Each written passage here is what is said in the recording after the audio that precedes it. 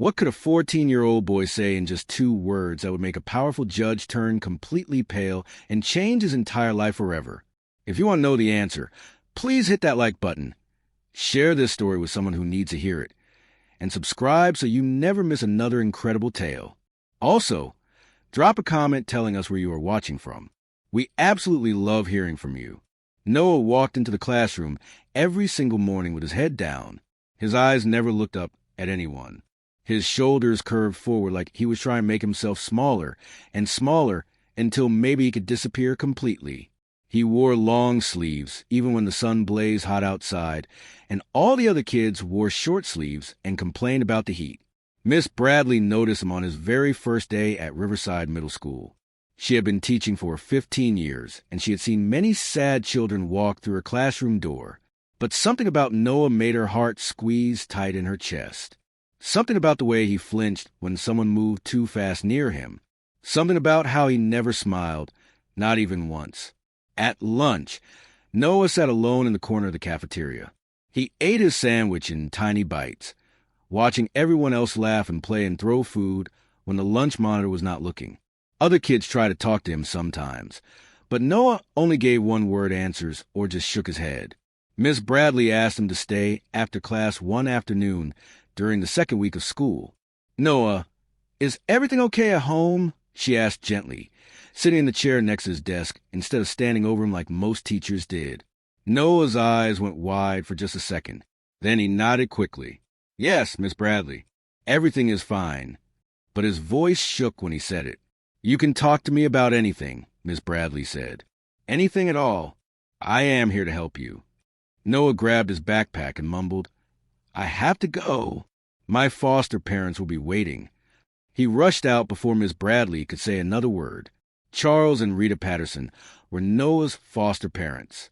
They lived in a beautiful house with a green lawn and flowers in the front yard.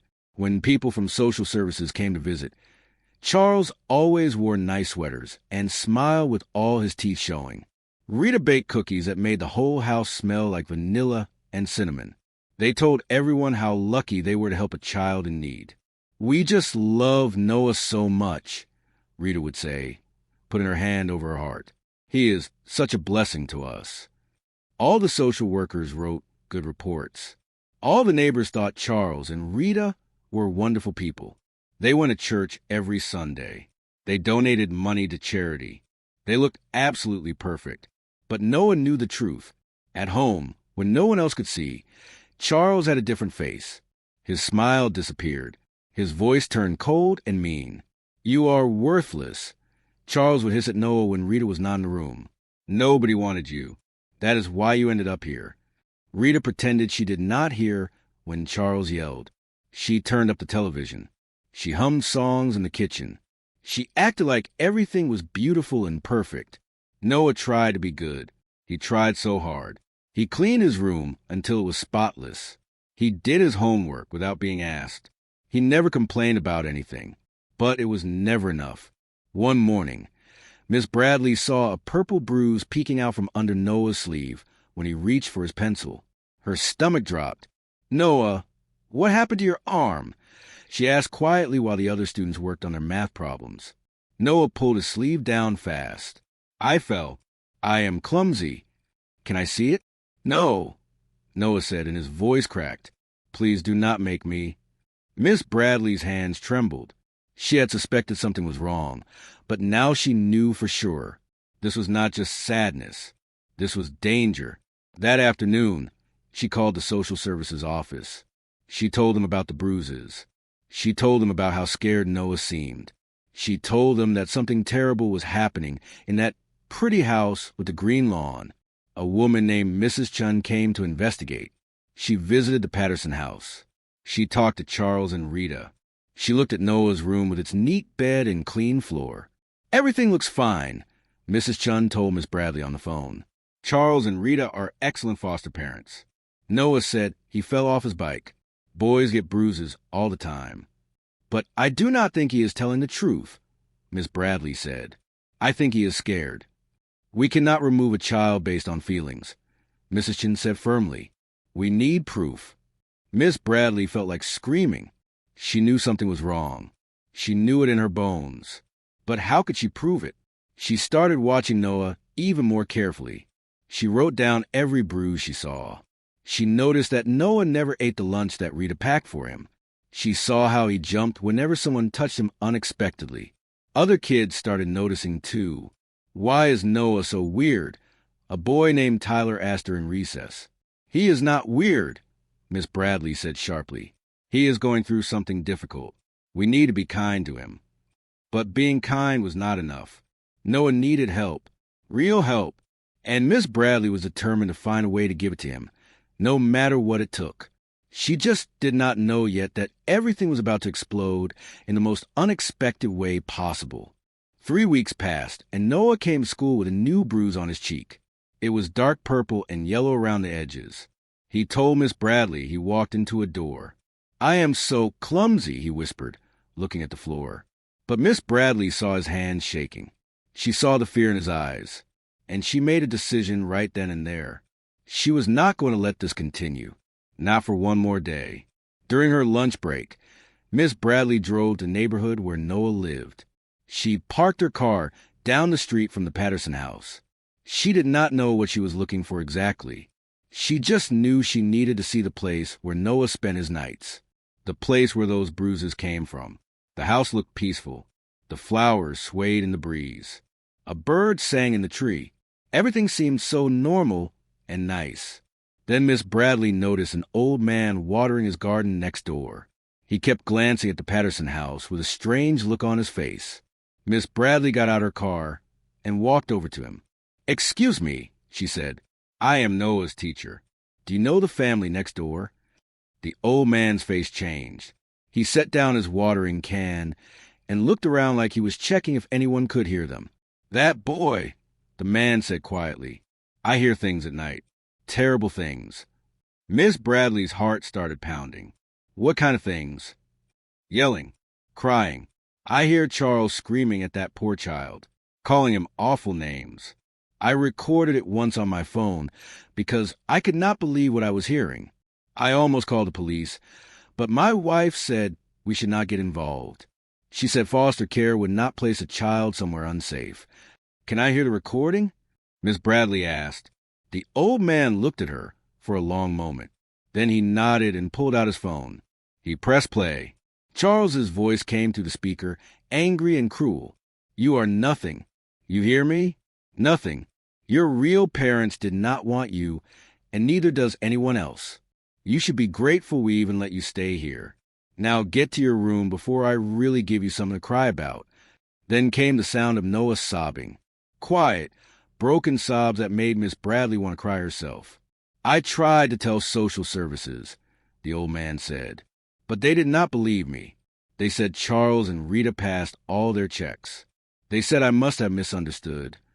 Miss Bradley felt anger burning in her chest. "Can you send me that recording?" "Yes," the man said. "Please, help that boy." Miss Bradley drove straight to the social services office. She marched past a reception desk and found Mrs. Chen sitting at her computer. "You need to listen to this right now," Miss Bradley said, playing the recording. Mrs. Chen's face went pale as she listened. When it finished, she sat back in her chair looking shocked. "This is bad," Mrs. Chen whispered. "This is really bad. We need to act immediately." "That is what I've been trying to tell you," Miss Bradley said. Mrs. Chen started making phone calls. She called her supervisor. She called the police. She called a lawyer. Within 2 hours, an emergency court hearing was scheduled for the next morning. A judge would decide if Noah should be removed from the Patterson home right away. That night, Miss Bradley could not sleep. She kept thinking about Noah. She kept hearing his sobs on that recording. She prayed that tomorrow would bring him the help he desperately needed. The next morning, Miss Bradley arrived at the courthouse early. She wore her best dress and carried a folder full of notes she had taken over the past months. Every bruise, every time Noah had flinched, every moment that had made her worried. Mrs. Chung was already there with 2 police officers. The old neighbor man came too, looking nervous but determined. Then Charles and Rita arrived. They looked angry. Rita's face was red and her mouth was pressed into a tight line. Charles kept muttering under his breath, "This is ridiculous." Charles said loudly, "We have done nothing wrong. This is harassment." Finally, Noah walked in with a temporary guardian who had picked him up from school. Noah looked terrified. His eyes were huge, and he kept wringing his hands together. When he saw Charles, he stopped walking completely. His whole body went stiff. "It is okay," Miss Bradley whispered to him. "You are safe now." But Noah did not look like he believed her. Everyone filed into the courtroom. Judge Myra Hawkins sat at the big wooden desk at the front. She was a tall woman with gray hair pulled back tight. Her face was serious and stern. She looked like someone who did not tolerate nonsense. "This is an emergency hearing regarding the placement of Noah Williams." Judge Hawkins said in a strong, clear voice, "I have reviewed the evidence submitted. I have listened to the recording. Now I need to hear from the parties involved." Charles stood up, putting on his nice smile. "Your Honor, this is all a huge misunderstanding. We love Noah like he is our own son. That teacher has it out for us. The recording is taken out of context. I may have raised my voice once or twice, but what parent doesn't not? Noah is happy in our home. He will tell you himself." Judge Hawkins looked at Noah. "Is that true? Are you happy in the Patterson home?" Noah opened his mouth, but no sound came out. He looked at Charles, who was staring at it with eyes that seemed to say, "Do not you dare tell." "Noah," the judge said more gently, "I need you to tell me the truth. No one here will hurt you. You are safe." Noah's eyes filled with tears. His lips trembled. The entire courtroom went completely silent, waiting for him to speak. And that is when everything changed. Before we find out what Noah said, if you're loving the story, please smash that like button, share it with your friends and family, and subscribe so you never miss another amazing story. We love hearing from you. So comment below and tell us where you are watching from. Noah sat in that hard wooden chair in the courtroom, with everyone staring at him. His heart hammered so hard in his chest he thought it might explode. His hands were so sweaty they left wet marks on his pants. Judge Hawkins was waiting. Charles was waiting. Rita was waiting. Miss Bradley was waiting. The whole world seemed to be waiting for him to speak. But the words felt stuck in his throat like they were trapped behind a giant wall. For months and months, Noah had kept everything inside. He had hidden the truth. He had protected Charles and Rita because he was scared of what would happen if he told. What if nobody believed him? What if they sent him somewhere worse? What if he ended up all alone with nobody at all? "Noah," Judge Hawkins said again, and her voice was so kind it made Noah's eyes burn with tears. "I know you are frightened, but I promise you, I am here to help. Tell me what is happening in that house." Charles leaned forward in his seat. His jaw was tight. His eyes burned into Noah like lasers, sending a silent message. "Do not tell. Keep your mouth shut. Remember what happens when you talk." Noah looked at Charles and felt his stomach twist with fear. But then he looked at Miss Bradley. She gave him the smallest nod. Her eyes were gentle and full of something Noah had not seen in a very long time. Hope. Judge Hawkins was about to speak again, when suddenly Noah stood up. His chair scraped loudly against the floor. Everyone jumped at the sound. "Your Honor, I need to say something," Noah said, and his voice came out louder than he expected. His whole body was shaking, but he kept standing. He kept his eyes on the judge. Judge Hawkins stopped. She looked surprised that Noah had interrupted her, but she did not look angry. "Go ahead, Noah. I am listening." Noah took a deep breath. This was it. This was the moment. He could tell the truth, or he could keep hiding. He could be brave, or he could stay scared forever. He opened his mouth, and 2 words came out. Just 2 simple words. "Not safe." The courtroom went completely silent. You could have heard a pin drop. Judge Hawkins's face changed. All the color drained away, and she looked pale, like she had just seen something terrible. Those 2 words hit her harder than 100 pages of reports ever could. "What did you say?" she asked quietly. "Not safe," Noah said again, and this time tears rolled down his cheeks. "I am not safe there. Charles hurts me. He hits me when I do things wrong. He tells me I am worthless. Rita sees it happen, and she does nothing. She pretends everything is perfect, but it is not perfect. It is scary and it hurts, and I am so tired pretending. The words poured out of Noah now like water breaking through a dam. Everything he kept inside for so long came flooding out. I have bruises on my back that nobody sees. I go to bed hungry some nights because Charles says I do not deserve dinner. I cry into my pillow so they will not hear me. Every single day I am scared. Every single day I wish someone would help me. And I want to tell someone, but I thought nobody would believe me because Charles and Rita are so good at acting nice. Charles jumped his feet. He is lying.